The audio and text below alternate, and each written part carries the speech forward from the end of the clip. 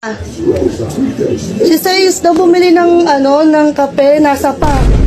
Bakit? Hindi ko nga alam eh. Kaya punta natin. Utangina naman saan ka?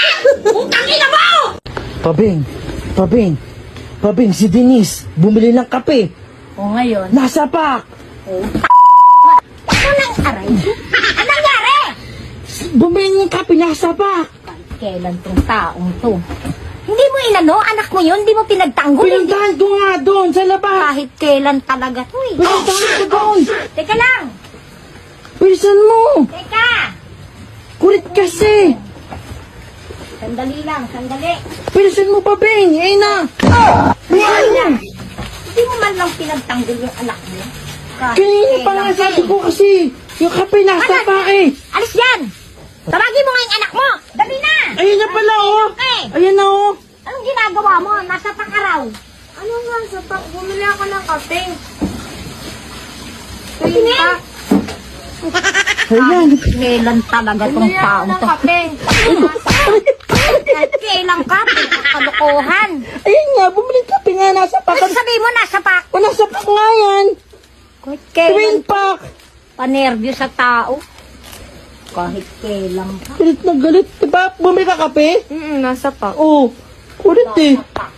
Akala ko naman sinuntok. Pinabili mo sa lubos ng kape? Nasa pak.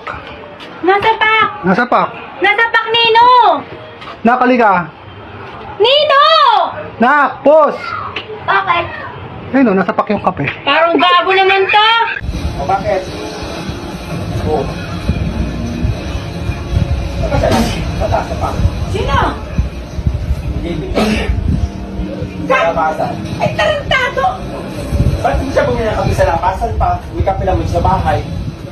Baka maubos Ano nangyari? Nasa pak daw. Halika nga! Utang ina yan. Silit na yan, nasa pak. Ilan? Tatlo? Lo? Sige. Utang ina yan. Halika! Yeah. Ano kape? Ano kape nasa pak? Ano? Bumili kape! Utang ina mo! Ay, maliligo ako. Bumili siya ng kape nasa pak. Ganun kasi nasagot.